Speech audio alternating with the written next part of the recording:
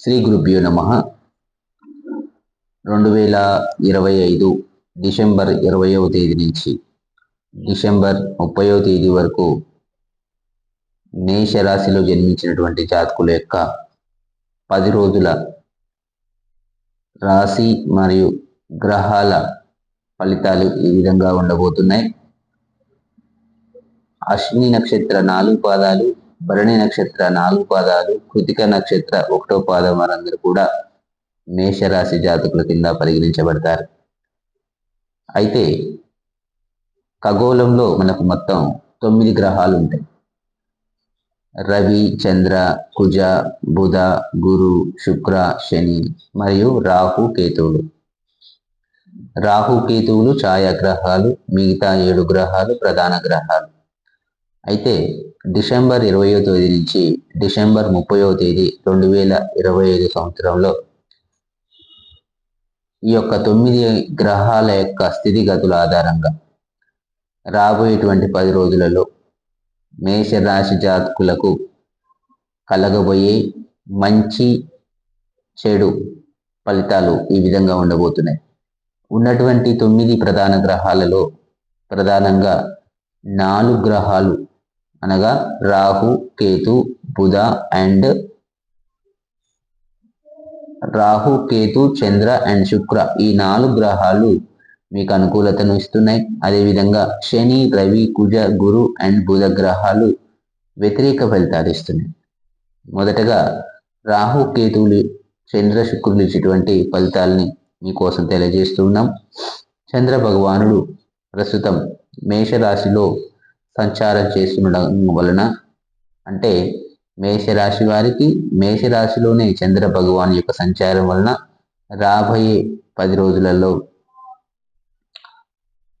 స్త్రీ మూలకంగా మంచి ఫలితం ఉంటుంది. కుటుంబంలో ఉన్న భార్య కానీ, తల్లి కానీ, చెల్లె కానీ, అక్క కానీ, ఫ్రెండ్స్ ఎవరైనా సరే వారితో మీకు మంచి సాన్నిధ్యం ఏర్పడి వారితోటి మీకు మంచి ఫలితాలు అందుతాయి. అంటే ఏ విధమైన పనులలోనైనా సరే వారి యొక్క సహకారం వల్ల మీరు కాస్తంత ప్రశాంతమైనటువంటి ఆలోచనను కానీ, మీ పనులు పూర్తవడం కానీ, ఇవన్నీ కూడా స్త్రీ మూలకంగా జరుగుతాయని గుర్తుపెట్టుకోండి. అలాగే మంచి ఆరోగ్యం, చంద్ర భగవానుడు మీకు మంచి ఆరోగ్యాన్ని ప్రసాదిస్తున్నాడు. ఆరోగ్యం నిదానం అవుతుంది. కుటుంబంలో సంతోషకరమైనటువంటి పరిస్థితిని చంద్ర భగవానుడు అందిస్తున్నాడు ఈ 10 రోజుల కాలంలో. కాబట్టి చంద్ర భగవానుడు మీకు అన్ని రకాలుగా ఆనందాన్ని కలిగిస్తున్నాడు.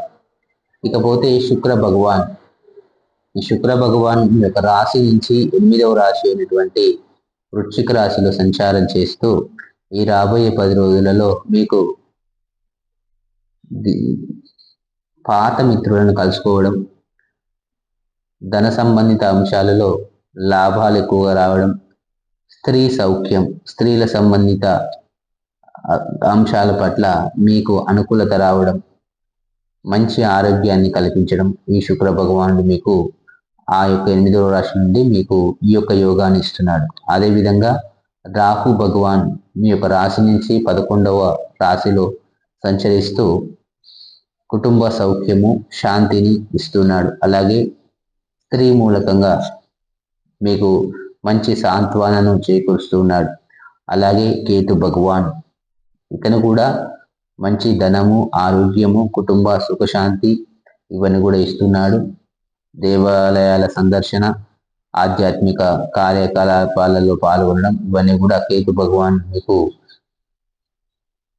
కల్పిస్తున్నాడు. అంటే ప్రధానంగా 4 గ్రహాలు ఈ యొక్క 10 రోజులలో మీకు అనుకూలంగా ఉన్నాయి. అలాగే సోమవారం, శుక్రవారం ఏ పని చేసినా కూడా తప్పనిసరిగా పూర్తవుతాయి. అలాగే మనకు మిగతా శని, రవి, కుజ, గురు, బుధ ఈ 5 గ్రహాలు మీకు అనుకూల ఫలితాలు ఇవ్వట్లేదు. కాబట్టి డిసెంబర్ 20 నుంచి డిసెంబర్ 30 మధ్యలో ఈ 10 రోజుల కాలంలో ఏదైనా ముఖ్యమైన పనిని కనుక మీరు ప్రారంభించాలి, లేదా చేయాలి, లేదా ఎవరైనా కలవాలి, లేదా కొత్త ఉద్యోగం జాయిన్ అవ్వాలి, లేదా ఉద్యోగ మార్పు చేసుకోవాలి, లేదా డబ్బులు ఇవ్వాలి, డబ్బులు తీసుకోవాలంటే కనుక సోమ శుక్రవారాలు మీకు అత్యంత అనుకూలము. మరియు అలాంటి ముఖ్యమైనటువంటి పనులు చేసేటప్పుడు తప్పనిసరిగా రాహు కేతువుల యొక్క మూల మంత్రాలని జపించడం ద్వారా తప్పకుండా ఆ పనులు పూర్తవుతాయి.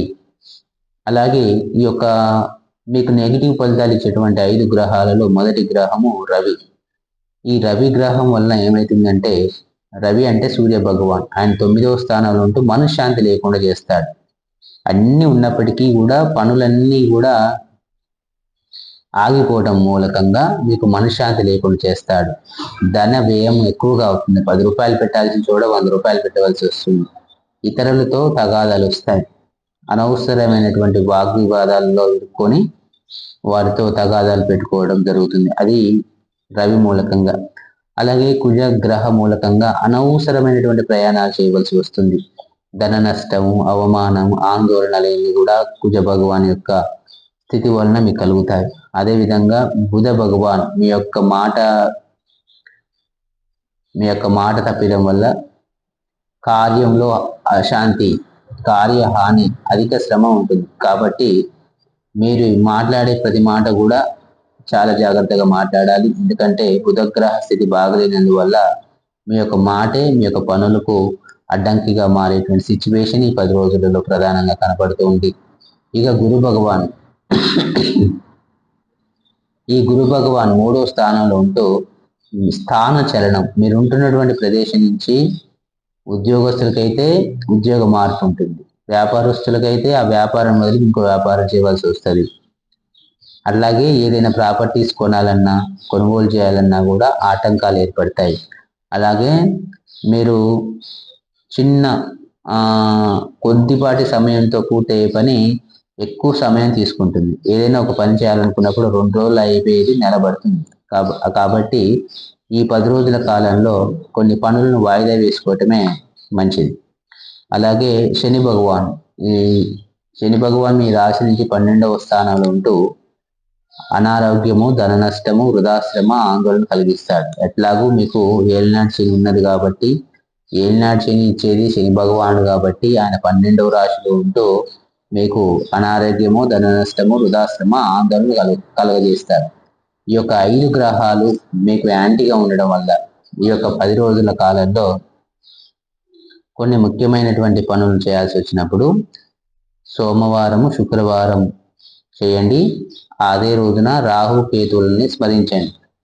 మిగతా ఆ రోజులలో సాధ్యమైనంత వరకు ఏ పని చేయకుండా ప్రశాంతంగా ఉండడమే ముఖ్యమని మీ రాశి చక్ర ప్రకారంగా ఈ 10 రోజుల ఫలితాలలో భాగంగా మేషరాశి వారికి తెలియజేయడం జరుగుతుంది.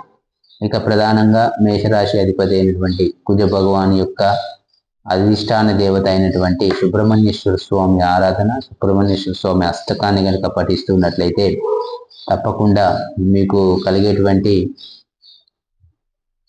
ఇబ్బందుల నుంచి మీరు బయటపడడానికి అవకాశం ఉంటుంది.